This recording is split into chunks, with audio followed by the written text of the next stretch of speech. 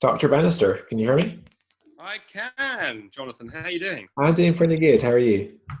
Pretty good, pretty good. Hello from California. Yeah, how did your conference go today? Really good, actually. I'm tired, so if I sort of keel over halfway during the next hour, that's the reason. So I gave a plenary and then three breakouts back to back. So I basically 4 hours. Right. So yeah, but it's okay. The brain is still intact. Some of my friends would say there wasn't much there to begin with, so we shall see. But good to be joining you guys via this via the webcast. Technology is working quite well, I think. Yeah, thanks for joining us. When are you coming back to the UK? Are you back soon? I fly back tomorrow. Okay, cool. So this was a flying trip. I flew out on Thursday and then back home on Sunday. Cool. So we wanted to talk to you about your recent book, The Atheist Who Didn't Exist. Do you want to maybe just tell us a little bit about the background of that, or you can maybe even tell us about who you are first, and then maybe talk about why you wrote the book, or. Yeah, absolutely. So so for those who don't know me, so I'm Dr. Andy Bannister. I for the last 7 years I was the Canadian director of an organisation called Ravi Zacharias International Ministries. It's an organisation trying to sort of get conversations about the big questions happening in all kinds of interesting places, universities and business settings and so forth. And then in July we moved back from Canada to the UK. And I'm now based in Scotland, in Dundee, Bonnie Dundee, about an hour north of Edinburgh. And I do a couple of things. I still am with RZEM, doing a lot of work on a couple of academic projects for them. But I also direct an organisation called the SOLAS Centre for Public Christianity that, of course, Jonathan, you're connected with us. And doing a similar kind of thing to what I was doing in Canada, but now based in Scotland. So covering Scotland and the north of England. My family come from the north of England originally, so it's almost like home. It's a bit too far north for me, but it's still yes, that's right. So in terms of the book you asked me about, the book. So The Atheist Didn't Exist came out about a year ago now, and all the previous stuff I'd done was more academic, and so I think I got bored of academia and wanted to do something popular. And then at the same time, the other thing that drove The Atheist Didn't Exist was I'd watched the rise of the so-called New Atheism. People like Richard Dawkins, Sam Harris, Chris Hitchens, Dan Dennett, to name just four of them. And I'd been particularly frustrated by a couple of things that interested me. One was how all the arguments they were advancing were generally bad arguments. I mean, there are some good arguments for atheism. I had, at academic level, I have, fascinating conversations with sort of philosopher friends who are of an atheist kind of background, but the new atheists were writing, really quite dreadful stuff that even their fellow atheists were castigating them for. But but no one seemed to be sort of calling them out on this. The media seemed to be hanging off their every word. And then I watched Christians trying to write responses, and there were brilliant responses written. I mean, like Alistair McGrath's, one of the early responses to Dawkins is a really good book, but it didn't get a lot of traction. So I found myself thinking, okay, they're really using rhetoric and clever writing to get into the public domain. As Christians, we need to raise our game. And so I found myself thinking, how can I use particularly sort of humor and comedy? It's my background, really. I mean, my first public speaking was stand-up comedy. And I began thinking, how can one use humor as a way in? Because if you make people laugh, you can often defuse things. So The Atheist Who Didn't Exist was an attempt to fuse popular philosophy and humor and all of this stuff together and do a kind of response to new atheism. And really, the big idea behind the book is I want to say to the reader, by all means be an atheist, by all means be a skeptic, but be a thought-through one and abandon some of these terrible arguments. And been really pleased, actually. It's gone really well. We've had about 15,000 copies of that puppy have sort of are out there, and I regularly get responses from both Christians and from atheist readers who've been struck by it. So it was a lot of fun. Mm-hmm. So what sort of problems do you see in the sort of neo-atheist? Right? I mean, we've seen in recent years the rise of the so-called new atheists or neo-atheist movements, and they've had an increasing influence on Western culture, both a popular and academic level. What do you see as some of the problems in the sort of new atheist community and movement? Yeah, that's a good question, Jonathan. So I'd say I see a couple of things. Actually, I think one of the first that I've observed is often an unwillingness to know their own intellectual history. So one of the things that I do in The Atheist Who Didn't Exist is I try and actually dig into atheism itself And I say, look, it's very interesting. If you go and read an older generation of atheists, people like Bertrand Russell, Friedrich Nietzsche, Albert Camus, the list goes on and on and on, actually. There's a much more of a willingness there to recognize some of the problems for atheism. You can't just simply prove atheism by proving Christianity false. And I think that older generation of atheists were more willing to recognize some of the difficulties and recognize some of the consequences. Nietzsche particularly, I think, was brilliant at pointing out, if atheism is true, a number of things follow, because we have to recognize what was built on Christianity, including, justice and morality, and even actually knowledge itself. And that willingness to recognize the bleakness and the price you have to pay to be an atheist, I really respect in that older generation of atheists. Whereas the new atheism is sort of almost atheism light, really. I don't think there's that willingness to go, well, okay, here are the consequences. I mean, Dawkins really does, I think, at times sort of paint, you can be an atheist and it's all rainbows and kittens and unicorns. Rather than, no, actually, I forget who it was who said atheism is a long, hard, bitter existence. And I think it's more the latter. And then secondly, I think the other problem I've seen in the new atheism is this tendency to try to reduce everything to sound bites. I mean, the famous atheist bus that did the rounds a couple of years ago, there's probably with that slogan on the side, there's probably no God, so stop worrying and enjoy your life. That makes a great slogan, but slogans are not arguments. And I think a lot of the new atheism really, is a lot more style over substance.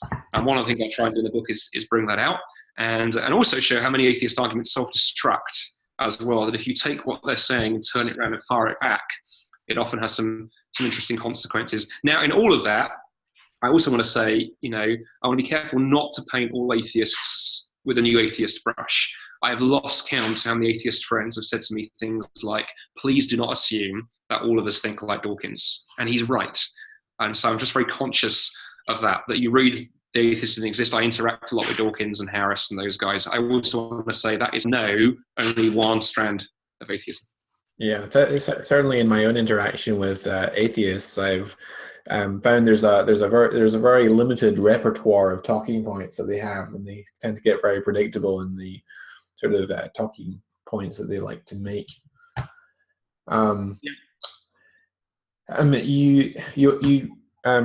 You also highlight that atheists also have beliefs. It's not just us Christians or us theists or us religious folk that have beliefs. Do you want to maybe expand on that and talk about atheist beliefs? Yeah, exactly. I mean, that's actually interesting because the second chapter of The Atheist Who Didn't Exist is actually a protracted look at that idea. And that was actually, funnily enough, that was the chapter that got the book published. I'd actually written a collection of essays, and I sent them off to a publisher, sort of saying, would you be interested in publishing them? And they wrote back and said, collections of essays never sell, so no. But this chapter on why atheism is a belief system is really funny. Could you do a whole book like that? And I sort of naively went, oh, sure. And then I think a few months later went, oh, shoot, what have I said? But it was what became that chapter. And what drove it was the number of times I ran into young atheists, particularly young atheists, but older ones too, but young atheists on university campuses who would say to me things like, atheism isn't a belief system, therefore I don't need to defend it. It's you Christians who have to defend, and whereas we atheists just don't believe in anything, and so you don't need to defend a negative. And I remember thinking, this smells a bit kind of fishy. I just don't know why. And then I did some more thinking around it, and then sort of stumbled across, well, hang on a minute. That's tantamount to, and then that's the illustration I open that chapter with. That's tantamount to me saying to you, Jonathan, I don't believe in Sweden. And when you say to me, well, that's ridiculous, Andy. Where's your evidence? And I go, no, I don't need to give evidence, Jonathan. It's a non-belief. It's you, Sweden, believing people who need to convince me that great, IKEA producing country actually exist. And I think what's interesting is when you push into this, it becomes very apparent that when you start defining what a belief looks like, and that's one of the things we have to start doing. What defines a belief? And when you do that carefully, atheism actually, at least many forms of it, do meet that criteria. And one of my not my definitions, one of the definitions that sort of sociologists will use is does a belief have sort of community forming power? Do people form communities around it? Now, I have not yet come across the Atheistharian Society. But there are lots of atheist and secular groups on campus. There are lots of atheists I know who atheism does form part of their identity. There's the Atheist Church, the Sunday Assembly, who meet in London, and a planting around the world. So I think atheism does look like a belief system. And I say that not to belittle my atheist friends. I say that to really encourage atheists to be thinking through, they need to defend what they believe too. You don't defend atheism by attacking Christianity. You have to argue for it. Absolutely. Folks, if you want to interact or engage with Dr. Bannister, then just click the raise hand button and I'll promote you to be a co-panelist, and you can have a back and forth. You can ask questions about atheism, or you can even express disagreement. And if you're an atheist, we'd love to hear from you and see why you are an atheist. Otherwise, I'll ask some other questions that I have. I often hear atheists say that everyone's an atheist, in the sense that everyone rejects 99.99999% of all the gods that have ever been invented, but we atheists just go one god further. What would you say to that? That's funny. When I first came across the kind of one god less argument, I mean, it was one of those ones I sort of had to read a couple of times and thought, Dawkins has used versions of it. Are they actually seriously proposing that? Because I think of all the arguments I look at in the book, it probably is the most crazy. I think a number of problems emerge with it. One, of course, is you can play rhetorical games like saying, well, I'm a bachelor with regard to every woman who is living or who has ever lived except one. So therefore am I a bachelor? And I think you probably go, no, Andy, you're not. And then I think the other problem is it proves too much. That if the one God less argument held, it would basically be saying that whenever we have a selection of possible candidates for an answer, and we're invited to pick one, or we can't, that's a fallacy. But hang on a minute, that's how the criminal justice system proceeds. There are a number of suspects for the crime. And if once the police have rejected 10 of the suspects and fingered the 11th, if that 11th stood up before the judge and said, well, Your Honour, this is unfair, the police have rejected all the other suspects, I just encourage you, Your Honour, to go one suspect further and let me go, he wouldn't be laughed out of court, he'd be laughed into court, because the argument would be, well, that's because there's evidence why we think you are the suspect and we let these other people go. And I think the whole one God less thing ignores the fact that there is hugely different quantitative amounts of evidence for some of the different faith claims of the world. But then there's one other further problem. Dawkins particularly will talk about God, or the God of Christian theism, in the same breath as he'll rattle off things like Zeus and Thor and the flying spaghetti monster. And the problem there is those other entities are creatures within reality. If you read the Greek and Roman myths, for example, it's very clear the gods are not the ones who create the whole of reality. They're not the ground of all being, to use the language of philosophy. They're just sort of rather bigger creatures than we are. And of course, the flying spaghetti monster, if he or she existed, we could presumably investigate his noodly ways using science. Whereas the god of classical theism, if that God exists, we're talking about the one who is the ground of all being, the one without whom there are no atoms, there's no particles, there is nothing, there's not the laws of physics or anything, the ultimate it behind which you can't get. And so it's not as much comparing apples and oranges as comparing oranges and orchards, maybe. It goes badly, badly wrong. And I think it represents a complete misunderstanding of the God of the Bible. It also fails to understand that many of us have studied other religions. I know you fall into this category to an extent because you've done work on Islam. My PhD is in Islam. I've spent 20 years studying Islam and the Quran. And so when Dawkins says, when you understand why you're not a Muslim, you'll understand why I'm not a Christian, and the line he's used, I want to go, really, Richard? Really? I don't think that's the case. Like the reason I reject the Quran is because of the claims that Muslims make for it, which are very different from the claims made for the Bible, and how those don't stand up and how it has no grounding in history. I believe Christianity for historical reasons. And so again, it's a soundbite. It sounds clever. It gets a good laugh at atheist conferences. I can understand why he uses it. Christian's not immune from this. We sometimes throw out lazy soundbites without evidence behind it. But that one, gee, it's a bad argument. I completely concur. We have a hand raised from Lizzie Schofield. Lizzie, go ahead. Hi. Hi. Use the software. So there's Lizzie. Hi, Lizzie. Hi, Andy. Nice to meet you. I'm a big fan of RZIM, and nice to meet you, Jonathan, as well. I was just I was laughing just there about the spaghetti monster's noodly ways.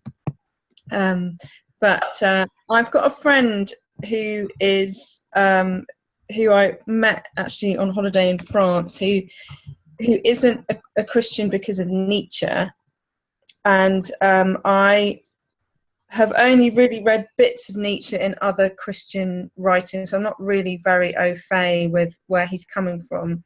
What would you say to someone who's very persuaded by Nietzsche? Yeah, I mean, he also falls into that category of someone who's a bit dismissive of Dawkins and the New Lot. But what would you I mean, and I mean, I think he gets the bleakness that you know, God is dead, we have killed him, and we've just got to somehow live with that. But I'm just wondering the best way of kind of getting him out of that place. I don't know if you had any ideas. Yeah, that's a great question. I mean, I think the first thing is, Lizzie, I'd say on the Nietzsche thing, perhaps gently push back with your friend and sort of say, you know, help me understand what particular aspect of Nietzsche's thought is it that's the reason why. Because Nietzsche wrote very widely and famously very sort of tortuously, and you know, you'll find, you know, academics today who will argue about what Nietzsche actually meant in some of his more sort of wilder flights of philosophical fantasy. So it's just worth asking your friends. So what particular, what argument or what is it going on there? But then I've also pressed into this meaninglessness piece. On the one hand, I commend your friend for affirming that. I'd also want to gently look at their life and go, are they living that out? Because it's one thing to say that life is meaningless. It's another thing to live that consistently. And I think one of the things you can learn to look for is look for places where the way that your friend is living doesn't measure up to that claim that everything is meaningless. So, for example, you know, I mean, if it turns out that your friend had, say, an Amnesty International sticker on the rear window of their Toyota, you could gently smile and go, what's that doing there? Because you have confirmed, you affirm that life is meaningless. And if you are following Nietzsche, there is no justice, there is no up, there is no down, there is no left, no right. When God is gone, everything. You know, Nietzsche famously said that, you know, Christianity is a whole system of things worked out together. And when you break out one part, i.e. the belief in God, the whole rest of it goes. And what he's saying is you can't carry on believing Christian ethics while having thrown God out. And, you know, once God is gone, all you have left is the will to power. And so what I'd begin looking for in your friend's life is he genuinely living out in that the universe is meaningless? Or is he sort of throwing that out, but then still carrying on as if he can behave the same way? Because it's very hard to be a consistent nihilist. Not easy to do that. So you could press into that. And then lastly, and again, this is difficult because I don't know your friend and don't know which aspect of Nietzsche's thought. One of the big things for Nietzsche, one of his big, you know, critiques of religion is that, you know, it's really all power play. When you advance truth claims, you're making power plays. This is where in some ways, he's the founder of postmodern thought.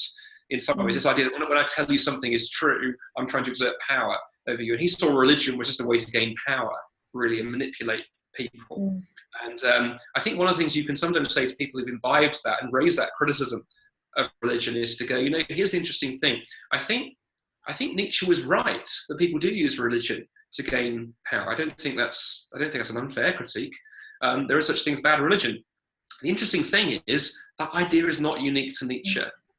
Jesus came up with that 1800 years before Nietzsche. I think Jesus preempted Nietzsche because Jesus calls the Pharisees out on this. So when if it's, I mean, the only reason I'm being careful, that might not be the aspect of his thought that he's latched onto. No, it is. I mean, well, I said it's a bit of a stretch to call him a friend because it was part of a bit of kind of street evangelism in France. Right. I met this guy and I got his email address, and he's from Morocco, so he's from a Muslim background. Very interesting. And he's definitely not a Muslim. So I kind of tried, you know, I got my Muslim apologetics out, but he's going, no, forget it. I'm not a Muslim. Definitely don't want to be a Muslim. But he's kind of gone from Islam to Nietzsche, as it were, with that. I think he's fed up with. I think he's in that place where he's just fed up with religion. He puts it all in the same box. And I did try and kind of, you know, well, I shared the gospel with him. We had a good chat, but he seemed to keep coming back to to it. But anyway, so I'm not really. We just have an email relationship, really. I'm not, because I don't, he's a, I'm not even sure I'll actually see him face to face again. So I can't kind of talk about his lifestyle. But I want to be able to send him stuff over the internet, and I don't know. Well, I think what I would do is a couple of things. I think I'd try and tease out exactly what's going on. Ask a lot of questions. Sometimes in apologetics or evangelism, we can turn into lots of downloading information, do a bit of more, perhaps lots of questions, and try and flesh out a bit more what's going on. And then, I love finding opportunities when I can say to a skeptical friend, it's interesting, you're sounding like Jesus.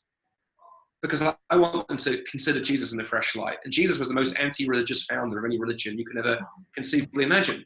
He spends all of his time hanging out with the irreligious and alienating the religious. Just tragic, because the church, we've reversed that. We tend to attract religious people and alienate the irreligious. If Jesus was here today, he'd been out at the local skeptics society or down at the pub or hanging out with, folks that wouldn't normally darken the doors of our churches. And so when somebody grumbles about religion, I go, gosh, that sounds just like Jesus. Have you read what he said? Because actually that's not being naughty. I think that's being honest to the text. And I think many people have got this perception and dislike of organized religion. And I think Jesus did too. I think he shared those categories. And I think we should follow where that leads and not be afraid of going, maybe those categories need shattering. Great question. Thank you. Great. No, thank you. Into Nietzsche. Oh, wait a minute. You could send your friend. Okay. Somebody from Rob, it's popped up. Is saying you could send your friend something. Brilliant. Thank you. Thank you so much. Thank you. Thank you everyone for the tips as well. Thanks, Lizzie. Let's go over to Henry Methurst, who also had his hand raised. Go ahead, Henry. Oops, sure. Unmute. Go ahead, Henry. Can you hear me? No. Hey, Henry. Hi, Andy. Can you hear me? Yep, we can hear you. Okay, perfect. Hey, anyway, thanks for doing this, Jonathan. This is a great idea. I hope this really catches. I haven't seen anything else like it, so that's awesome that you're doing this. And thanks, Andy, for coming up. My question is about there's an argument going around, given the political climate in the States, that Christians, when faced with the lesser of two evils, they should pick none. And I'm just wondering what your take is on all of that, and how it pertains to us as Christians and how we should respond publicly and internally. Wow, I love the fact I'm being invited as a Brit to speak into the whole Hillary and. Well, and actually, I'm a Canadian, so but my wife is American, so it's still a. Be careful what I say. Well, it's funny. I stood up for this conference. I'm speaking in Los Angeles today, and I stood up for like 500 people this morning and made a joke about politics, and of course got a lot of laughs. And then I simply said, what? I think the solution is this is the perfect time for America to rejoin the empire. I'm ssure the Queen will be amenable. If the Americans apologise for that little sort of Tea Party incident, then it's good. I'm sure I can have a word with them. On your question though, the whole kind of lesser of two evils thing, I think I want to actually broaden the lens a little bit on the question. I think a couple of things intrigue me. Firstly, what's gone wrong in the broader political process that we've thrown up a Trump and a Clinton? Because I do think we get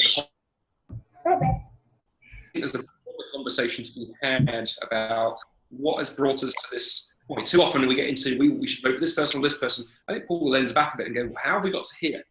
And I think one of the things that intrigues me is the whole question around civility around this. I mean, I remember a time where you could have a political conversation with somebody in a very different position, and you could have a conversation, and you might argue. I mean, I love arguing about politics, but you could argue. Now, the internet seems filled with Trump supporters yelling at Clinton supporters and calling them every name under the sun, and vice versa. There's trying to sit round together, and the candidates doing this. I mean, that last presidential debate was a travesty, an absolute travesty. And I think Christians can be people who can call out the broader society. I think we have a prophetic role there. Okay, we'll come to the lesser of two evils in a minute, but now let's talk about the process and where are the voices standing back. What's gone wrong more broadly? Not a plague on both your houses, but both right and left. I think it should need a prophetic challenge, and I think we can be doing that. Secondly, Yeah, I mean, the less than two evils thing, I think one of the problems we have, and I hesitate to say that Christians in Canada and the UK suffer less from this, because it's too easy to say. Although I do wonder, whether it comes from we have a system in Canada and the UK where we're used to more than two political parties, which makes us easier. I think for a long time, a lot of Christians that I meet in the States have approached politics with a view of saying, well, there must be God's favoured candidate, and I just have to pray about it and identify who that is and vote accordingly. But then what happens if there isn't one? And that's the situation we're in now. In the past, maybe it's been really easy and it's been clear. Now, not so much so. Although it's interesting, I'm meeting a lot of Christians now who said, "Oh gosh, we feel guilty because the last election there was Romney, and lots of Christians ran around going, well, we can't vote for a Mormon." And then lots of people going, "Bring him back, all is forgiven," because compared to the current choice. And I think that charge stands, that sometimes we are simplistic and we need to think through what do we do when the times are evil, and every choice is not a good one. One thing we can do is look at history. And I think it's interesting to take a look at someone like, say, Dietrich Bonhoeffer, who lived through, World War II, and didn't live through World War II, he died just before the end of it. But Bonhoeffer, very famous Christian thinker, hero to many, but of course gets caught up in Operation Valkyrie, that plan to assassinate Hitler and the senior members of the Third Reich with a bomb. And of course he had to wrestle with. He was not pacifist, but pretty committed to non-violence. And he finally works out there comes a time when that's not enough. And I think he wrote a lot around that, and to go, are there ways that as a Christian you can make a choice while realizing it's not the best choice, and you can prayerfully bear that responsibility before the Lord, and also be very generous to people who disagree with you. So if you conclude that I'm going to vote Trump as the lesser of two evils, or if you conclude you're going to vote Clinton as the lesser of two evils, recognize that and be generous to people who've made the opposite choice, and be clear in your communication. I'm not voting for that candidate because I think they're amazing. I think they're horrific, but I think that the other candidate is even more horrific. So that's why I'm voting. But do that prayerfully and with fear and trembling, and humility. But you're right. I think very often we look for simplistic black and white choices, and that's great when they exist. Sometimes they don't, and I think that's what we're faced with now. And it's one reason I think it's sending a lot of us into a tailspin. And then just lastly, broader point, I would say, just be praying, Henry. I'm sure you are, because you're married to an American. We need to, for those of us as Christians on this, pray for the US, because my fear is whatever happens in that election, whoever gets elected, half of America are going to wake up extremely angry with the other half. And we have an increasingly divided society. And I think the question for Christians is, how can we be peacemakers and people who get involved in gluing communities together across lines? There's a lot of healing needs to happen in this country. I'm sitting here in LA as I say this. There's a lot of healing needs to happen here, and I think that's something Christians can and should take the lead in. As Christians, if you're a Christian, you're a Trump supporter, show people what it means to sit down with Clinton supporters and be friends, or vice versa.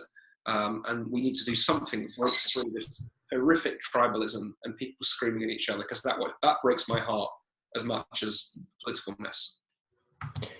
Thank you, Henry, for that question. Let me just go over to Mark McGee, who we heard from earlier. Go ahead, Mark. Hi, Mark. Hey, Andy, how are you? I'm doing well. How are you doing? Excellent. I love your book. Great book. Thank you. I've said, I think I wrote it in my blog, that this is the best new book on atheism that I have read in a long time. Thank you for writing it. Very kind of you. Thank you, sir. One of the things that I love about your book is your humor. And I want to ask you about one particular chapter. I'm one of those old atheists from the 60s, and atheism pretty much was the same thing until after 9/11. Yes. And after 9/11, things changed. And all of a sudden we have the four horsemen of new atheism. Here it comes. You wrote in chapter 6, I love the title, Sven and the Art of Refrigerator Maintenance. Oh, yes. Great title. But it comes off of Hitchens' Why Religion Poisons Everything. Yes. Share with us a little bit about what your thoughts are about how do you talk to atheists and non-believers about that, because that has become a pervasive belief. I work with university students, and a lot of students in universities really do believe that religion is the reason for so many of the problems of our society. Yeah, it's interesting, isn't it? Where I first really kind of came across this, the year I moved to Toronto back in 2010, I think I talked about this in the book actually, Tony Blair, former British Prime Minister, and Chris Hitchens were debating in Toronto on the topic, is religion good for the world? And Blair got his ass whipped, basically. He lost big time. And I remember thinking, oh, that's interesting. And then I read people like Dawkins coming out with lines like, Dawkins said 9/11 radicalized me. And so I think you're right, 9/11 caused a shift. Now, what's interesting, I think that shift is undoing itself slightly. I'll just talk about this, and I'll come back to your core question. I think there was after 9/11, there was a lot of tendency among many atheists to lump all the religions of the world together and dismiss them all. I think that is slowly shifting in the last couple of years. I think ISIS has caused a change there. Dawkins is now on record as saying, I think Christianity may be a bulwark against something worse. Sam Harris, without coming out and saying quite that, has been talking much less about Christianity and religion and far more about Islam. And I think there is a recognition that actually all religions are not the same. It is not radical Mennonites who are riding horse and buggies into buildings. It's something else going on. And so one of the things I want to gently do is encourage people to stop talking about religion in the general, and we need to look at the specifics. Because religions are different. Buddhism is different to Hinduism, it's different to Christianity. And I use that example very seriously. You look at what China have done to Tibet. I visited Tibet a few years ago. That country is an appalling state because of what Chinese communists and Chinese atheism did there. But why is it that Buddhists are not engaging in mass terror attacks in order to try and change Chinese policy? That should surely tell us. And I use that's a good example to use because I'm not a Buddhist, so I can't get accused of banging the drum for my own religion. The Buddhist approach to life is very different to the Islamic approach to life. So I think we've got to not allow people to lump all the religions together. Now, that said, how do we deal with it? And I think what I tried to do in that chapter is say, well, look, first thing is I think we need to put our hands up, those of us who are Christians, and go, can religion be used for evil? Yeah, I think it can, Mark. I think it absolutely can. We'd be foolish to try and defend that. I think I would be, there's no way I would try and defend the proposition that religion can't cause evil. It has, demonstrably, it has. But here's where things get interesting. Hitchens' little statement, religion poisons everything. My problem with it is it doesn't go far enough. Because, okay, we've got our hand up. Religion can poison stuff, absolutely. But hang on a minute, what about politics? It's funny, I presented on this today at this conference in LA, and I said, what about politics poisons everything? And everybody laughed and clapped. And I said, I used to have to argue for that. Now in the States, everyone agrees. Or science, science has given us a nuclear bomb and huge global pollution and all kinds of things. Money poisons everything, sex. You can make all kinds of cases for things being poisonous. I think the more you do that, the more you realize something. Anything can be poisonous if it's misused. Most things can be used for good. So religion can be used for good or evil, science can be used for good or evil, and so on and so forth. And what you get to is the staggering realization that the problem isn't science or politics or religion. The problem is us. We have this ability to use things for great ill and use them for great good. And I think if you remember in the book, I land on that amazing quote of Alexander Solzhenitsyn, the Russian writer, one of my favorite quotes, where he says, the dividing line between good and evil runs right through the middle of every human heart.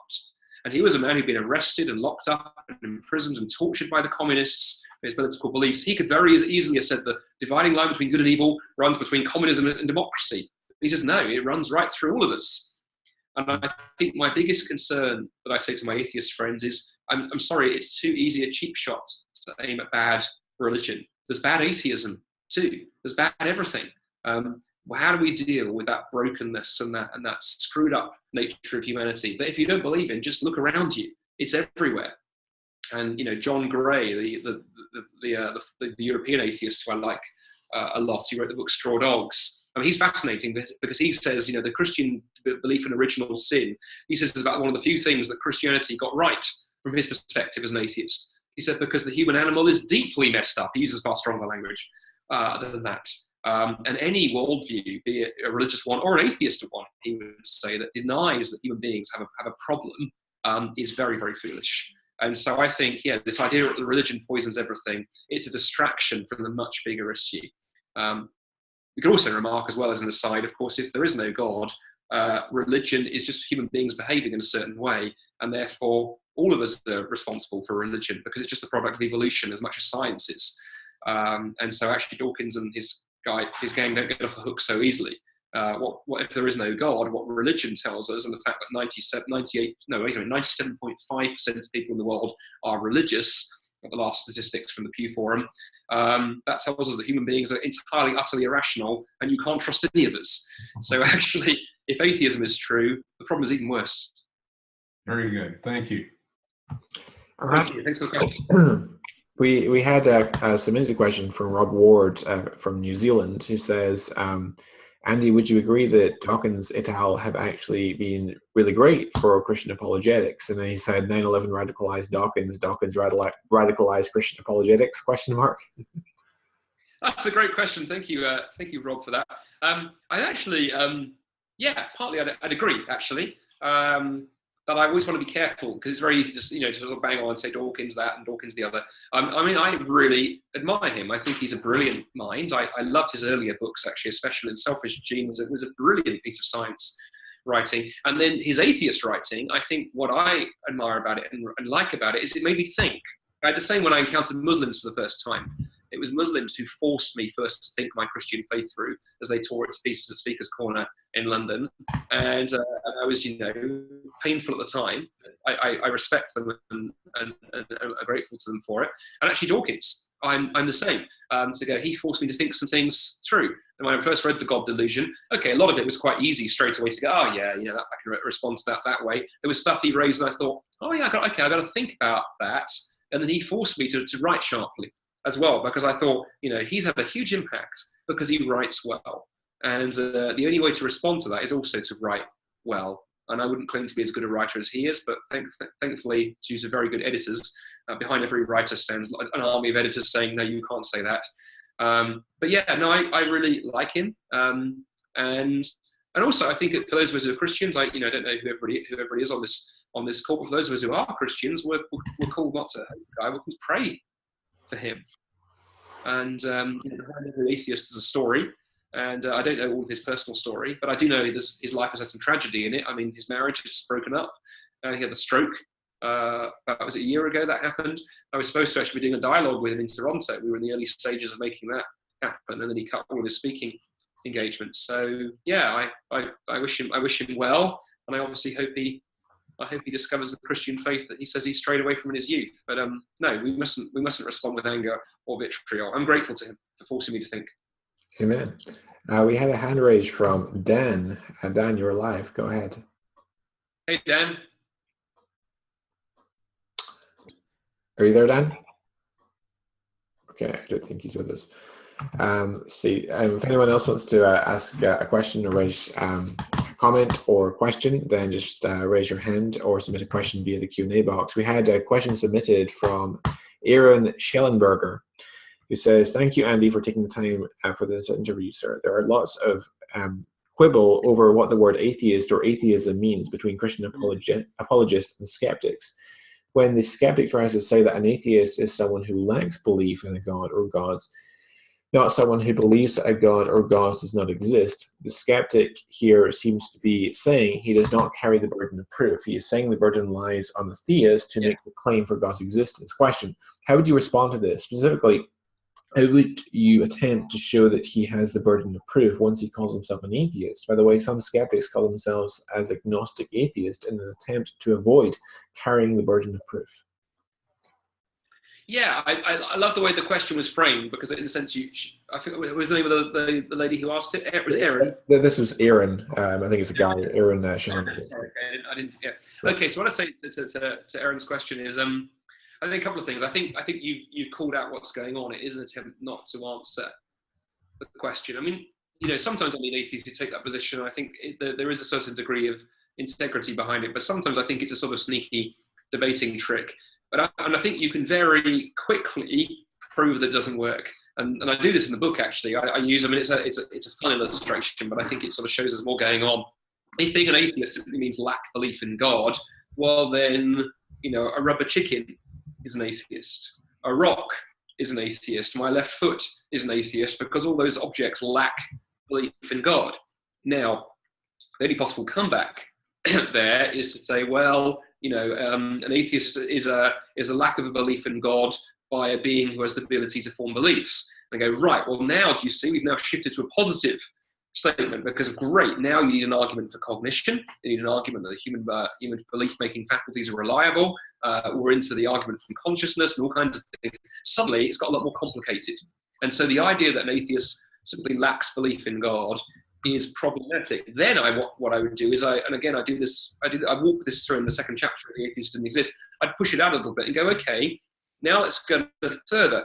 What's the sign of a positive belief rather than a lack of a belief? Well, I think a positive belief causes things. So my Christian faith causes me to behave in certain ways. My political beliefs cause me to behave in certain ways. But beliefs that are merely entirely absent, that I don't have, don't cause anything. The absence of something can't cause anything. If you drop a hammer on your foot, it hurts. If you drop a non-existent hammer on your foot, nothing happens.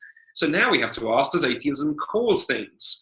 Well, it does appear to cause things. Atheism caused Dawkins to write his book. It causes many atheists to hang out on my Twitter feed and post angry little sarcastic comments on a Monday morning to cheer me up on my way to work. The list goes on. And so if atheism can cause something, then it looks more and more like an affirmative belief.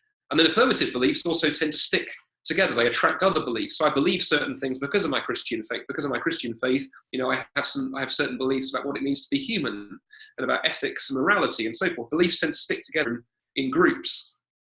Do we see the same thing with atheism? Well, yes, we do. Most atheists would be materialists. You meet a few who aren't, but most are. Many are humanists and ascribe to certain sort of political values and things that come with that. And so again, atheism looks like a belief system. And then of course, once you start forming communities, whether you have atheist churches like the Sunday Assembly, or you simply go along to the local skeptic society, then something more is going on.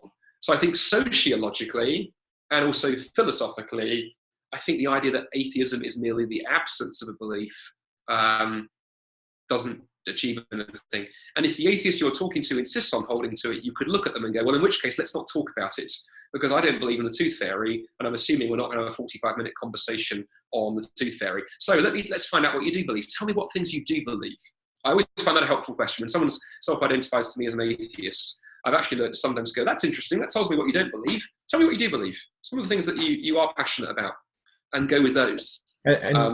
And atheism, of course, does commit one to certain downstream views. So it commits you to, for example, certain views of the operations of evolution.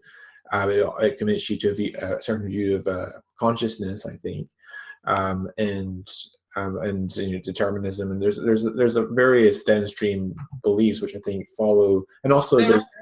Always careful though, because you can meet exceptions. So, a good example would be you mentioned there's a certain view of consciousness. Mm-hmm. One of my favorite atheist writers, has been for the last couple of years actually, is a guy called Raymond Tallis. I don't know if you've come across Raymond's work. Okay. Raymond wrote a wonderful book called Ape and Mankind. What is it? Darwinitis, Neurophilia, and the Ape and the Reduction of Humanity. And basically, it's a blistering attack on attempts to use materialism to explain mind. He doesn't think you can explain consciousness and mind using just materialism alone.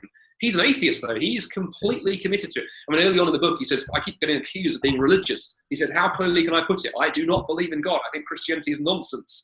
But, he said, I equally think materialism is nonsense. Now, what's amazing, he does, over 500 pages, he does the most amazing destruction job on materialism I've ever seen. He's a neuroscientist, so he knows his stuff. Yep. You get to the penultimate chapter going, this is incredible. And then you think to yourself, okay, Raymond, what are you going to put in its place? And the last chapter is a terrific letdown, because he basically says, I don't know. I don't know. Here are some possibilities. It's not God, and it certainly isn't materialism. And he sort of waffles around with what it might be. But you can meet atheists who hold unusual positions. Like, I don't think you come across atheist pro-life movements, for example. I always have their fun on university campuses if I talk about abortion, for example, because I always like to go to the audiences. There are many people who think abortion is wrong, who are not Christian. And there are lots of atheists who hold to that position ethically. So I'm always just conscious of not pinning our atheist down and saying, because you're an atheist, you obviously believe. Right. So Thomas Nagel, of course, is another famous atheist who rejects the materialist conception of consciousness. He wrote a very classic book, it's going to be a classic now, called Mind and Cosmos, why the new Darwinian conception of nature is almost certainly false. And I mean, certainly there's a distinction, I think, to be made between whether an atheist might hold a position inconsistently and whether the position actually flows from or is consistent with the worldview that individual subscribes to. I completely agree with you. So if you subscribe, for example, to a materialistic reduction concept of consciousness, then you are or rather, if you subscribe to an immaterial view of consciousness, or you subscribe to even an immaterial realm, then the question arises: well, what explains the immaterial realm? And certainly, it needs to find its origin in something which is necessary and non-contingent, right? And something that presumably material processes can't give rise to non-material things, I think. I think you're right. And I think it's interesting. I mean, one of the things I very carefully did with the Atheist That Exists, it's not really so much a positive argument for Christianity as it is a sort of gentle deconstruction of atheism. But I do like the positive arguments too. And there are probably two that I really like, in terms of where I come from. I've got a background in kind of computer science and in philosophy. And I think you're right. The argument from consciousness, and I think, as a computer guy, I find this very interesting to put across to people. The analogy, the illustration I often use is back in, I think it was 1997 or 1999, I'll get the date wrong. But anyway, in the end of the 1990s was when Garry Kasparov, then the greatest chess player in the world, was beaten by a computer. The IBM machine Deep Blue beat him. And lots of magazines and newspapers ran with headlines like, "This is the end of humanity." Time magazine had a beautiful cover. Another fact, have the machines finally triumphed? And that was the idea that really, behind those articles was the idea that the human brain is really just a machine, and we've now built a better machine, so it's the end of humanity. But then I remember there's a wonderful article, I forget where it was, by a British philosopher who basically said, here's the thing. You wonder what's going on here, because all that's happened is a group of human beings using their intelligence and their consciousness and their reason have built a machine that's good at one thing only: playing chess. That's a mathematical abstraction. Now, after the game, if you'd sat Garry Kasparov down over a beer and said, "How do you feel, mate?" he'd have gone, "Oh, I'm depressed, man. It's awful. It's terrible." If you'd sat Deep Blue down and gone, "Hey, well done, mate. How'd you feel?" it would have looked at you and blinked lights. Mm-hmm. It had no concept. It didn't even know it was playing chess. It was just shuffling binary digits around circuit boards. It had no idea of the cultural history of what was going on and the meaning of the game and all this stuff. So, but the problem is, the reason I think we have this materialist view of mind is we've been fooled by our machines. Mm-hmm. There's a big part of it. And Raymond Tallis, actually, in Aping Mankind, talks about this. He says we've been deceived by our metaphors. We talk about a camera seeing the scene. A camera doesn't see a scene. We talk about a computer, sort of thinking. We talk about computers being clever. Our smartphones aren't clever. They're just dumb objects that just do things very, very well. And as we've talked machines up, we've talked humans down. And I think there's a very powerful apologetic that says, you know what? The human mind, when you think about it, is demonstrably more than just a machine. And if it's more, where does that lie? And very quickly, because I'm realizing I'm rabbiting on the other big argument that I think is a fun one that I'll throw out for those of you listening here into these things. I think there's a huge argument that can be constructed from numbers and mathematics, because I'm doing more thinking around this of late. Because of course, if atheism is true, numbers are just things invented by Mesopotamian goat herders to keep track of their sheep and their goats. They started as little sort of tally ticks on ancient clay blocks. But then how is it, if numbers are nothing more than a human conceptual invention, how is it numbers so beautifully align with physics and chemistry? How is that? How is it possible that something that Mesopotamian goat herders stumbled across also describes the interior curvature of space-time? That looks so ridiculously like a put-up job, but it clearly is. And I think, if numbers actually have meaning and significance, which I think they do, then I think I see that being a very uncomfortable position as an atheist. And it's interesting, I meet many, many mathematicians who are some kind of theist. Because if you start playing around with numbers, once you've realized that the mathematical realm exists, and is obviously not material, the number 2 isn't a thing, but it clearly has causative effect, you are 2 steps of the way towards something quite significant. Yeah, I wouldn't say that number two has causative effect, but it's obviously it's descriptive of reality in it. And I think the fact that mathematics is so apt to describe physics and chemistry and so on, I think is a very powerful argument for God, because I think the rational intelligibility of the cosmos is something which I think best sits at home within the theistic. But I think it's important to press back there and say I don't think mathematics is purely descriptive. I think there's a wonderful book whose title has temporarily escaped me, which is great now I talk about it. But it was written by two mathematicians in the US. It will come to me about 10 minutes time. We'll talk about something else. And I'll randomly throw it in for you. But one of the things they say is that almost all mathematicians have had the experience. They may not have the words for it. That as they're doing their mathematics, they're not inventing things to describe reality. They're discovering a realm. The laws of mathematics aren't simply convenient because of the way we put them together. They actually exist. There is actually this mathematical realm. And then really you're left with two options. You're either a Platonist and you say the sort of realm of things that aren't physical exists out there somewhere, which is very problematic on a number of levels, or you have to go the theist route and you go maths exists in the mind of God. Yeah. But the one thing you don't seem to be able to do is go maths is just a human creation. That's as one writer I read put it. That's an argument put about by. I didn't mean to say that it was just merely human creation, but rather it's something which is not material. But I mean, numbers don't exist in causal relations, but they certainly, the number 2 exists in all possible worlds. 2 + 2 = 4 is true in every possible world. So there's no possible world in which that is false.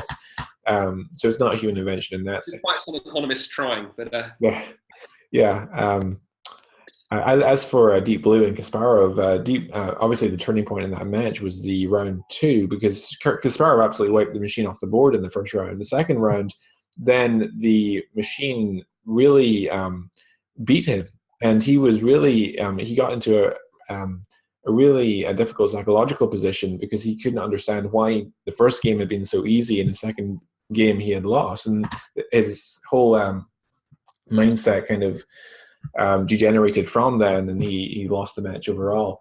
But that it shows us that what's arising from the computational processes that give rise to Deep Blue is still material. It's not giving rise to something non-material. Whereas we as individual persons have non-material consciousness. There's been some papers that are being published trying to argue that our brain is fully, our mind rather, is not only dependent upon the brain but reducible to it, and actually our decisions are not our own, but the decisions are made on our behalf, as it were, by the firing synapses and so on that take place in the brain.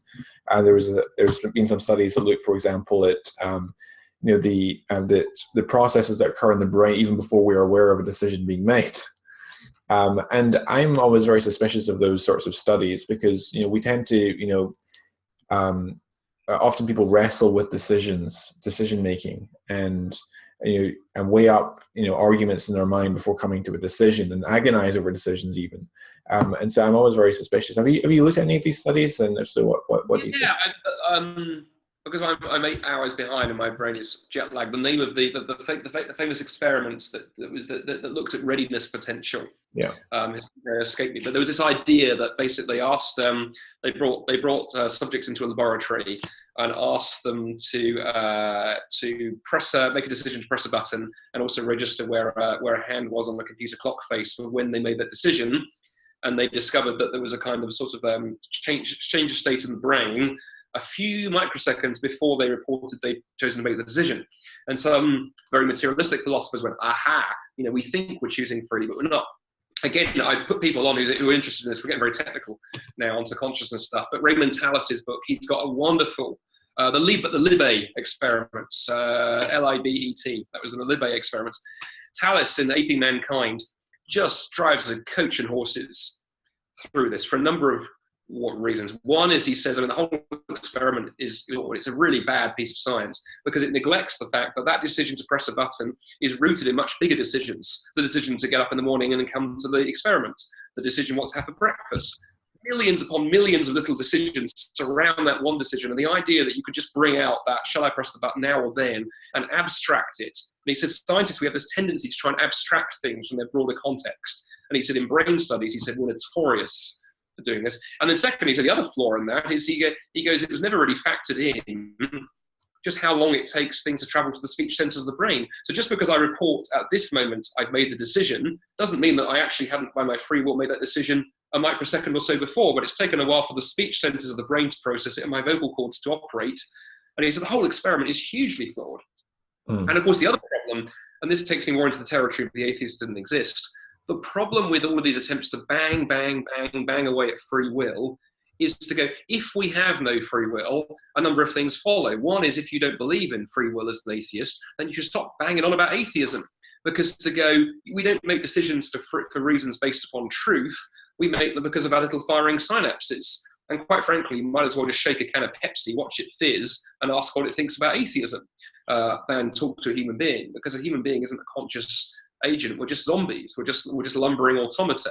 And so Tallis has some great fun with that and aping mankind. And then, of course, secondly, if you believe that we're just purely determined by the chemical processes that make up our minds and there is no thinking as such, then, of course, culpability and responsibility go out the window. And we should restructure the criminal justice system accordingly. I mean, if I ever had the chance to talk to Sam Harris over a beer, because Sam Harris is sort of played with the idea of determinism, I think I'd sit Sam down and go, so Sam, tell me, presumably you believe in the death penalty, right? Because if human beings are just machines and somebody commits a heinous crime just because they're following their determined thought processes, then they're a broken machine. And what do we do with broken machines? We don't lock them up for life in psychiatric hospitals. We just remove them. The day that Siri starts malfunctioning, I'm sorry, it's time for a new iPhone and this one will go in the recycle. And to go, but we don't. We find many who hold to deterministic views of consciousness are great advocates for social justice and more liberal theories of treating prisoners and so forth. And I go, how do we hold these things together, guys? All of this stands in a very high view of human dignity. And I think what attracts me, among many things, to the Christian worldview is I think Christianity is the only place I can see a home for human dignity and value and freedom and consciousness. And the list goes on and on and on. All of those things that my atheist friends say they are passionately committed to, I want to say to them, come home, guys, because all of the things you're describing fit within Christianity. They don't fit within atheism, and certainly not atheistic materialism, which is a very thin, paper-thin worldview on which to build anything of substance. Have you noticed, incidentally, as I have, that every one of the new atheists seems to think that they're an expert in evolution? You go into a skeptics in the pub or a humanist meeting, and everyone thinks they're an expert in evolutionary theory. Yeah, I tell you one of the things I do notice going on very seriously behind that. By the way, I've got 5 minutes just to warn you. I need to get up here too. I think one thing that's going on now, Christians need to be aware of this as well. I think there's something that's going on in the new atheism that's been termed competency transfer, and that's when you're an expert in one area, you suddenly think that you're an expert in other areas. And I mean, Dawkins was the classic example of this. He's a biologist, brilliant biologist, absolutely brilliant biologist, but then somehow thinks that gives him expertise in philosophy or theology. Daniel Dennett would be a good example the other way around. He's a philosopher, very, very smart philosopher, but he sometimes talks as if that makes him an expert in evolution. It doesn't mean you can't talk about areas outside your discipline, but you need to be honest. When I stand up and speak to university audiences, I always want to say, look, I have two strengths. I am a trained Quranic specialist. My PhD was in Quranic studies and developing some linguistic analysis of the Quran. And I'm a philosopher, and I taught philosophy at a university level for some years. Now, that doesn't mean I can't have an opinion on science, but just please be aware. If I'm talking about biology, I'll do my best, but I'm now an enthusiastic amateur. And I do think people need to be more honest. And you're right, people love to claim expertise. And I think the new atheists demonstrate this left, right, and centre. But let's also be humble and go, Christians can occasionally stumble into that one. But I think knowing the limits of what you know, and one of the things as well for people listening, on this, who are the Christians on this, I don't know how our audience divides up. I think one of the things that Christians should also do is be voraciously interested in stuff. Let's be people who read widely, who go, you know what, I don't know much about evolution, so I'm going to go and read all the Dawkins books. And I want to make sure the arguments that I'm engaging with are not straw men, but are the very best stuff. And one of the interesting things, I think a lot of Christians do that. I'm encouraged by how many Christians I meet. I know, Jonathan, you read widely. I know many do. I do get occasionally disheartened by, I rarely come across atheists or Muslims, it has to be said, who have properly read widely in Christian thoughts in order to actually engage properly. And as somebody said, Dawkins, he sets up a version of Christianity that isn't even believed by a 5-year-old child, and then proceeds to demolish it, and then sort of stands and goes, ta-da, look what I've done. And those of us who are, even most adult Christians will look at it and go, that's not what I believe. Mm-hmm. I think we need to be careful at the same time we don't do that with our atheist friends. Absolutely. How long do you have left? 2 minutes, so maybe time for one more question, and then I need to go and have some lunch here.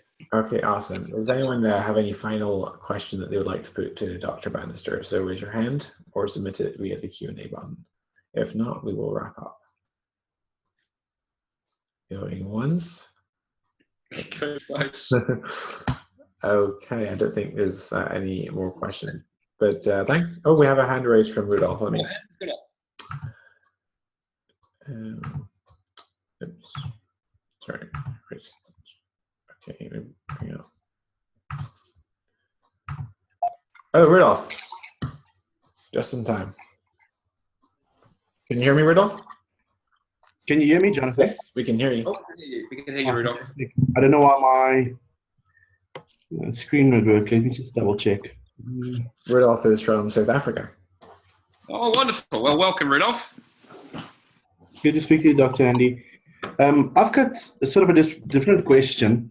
When Jonathan was in South Africa, we spoke to a agnostic/atheist. I'm not too sure if the professor knows exactly where he stands himself. And Jonathan sort of showed the probability of the universe, life-permitting universe, obviously the origins of life, molecular sort of probability, the multicellularity, and et cetera, et cetera. And in the end, this guy actually made a statement which was quite startling. He said, even if Jonathan, and he knows the evidence basically points towards specifically a creator, he still chooses not to believe in the evidence, which was just a bit of a startling sort of statement that he made for an intellectual.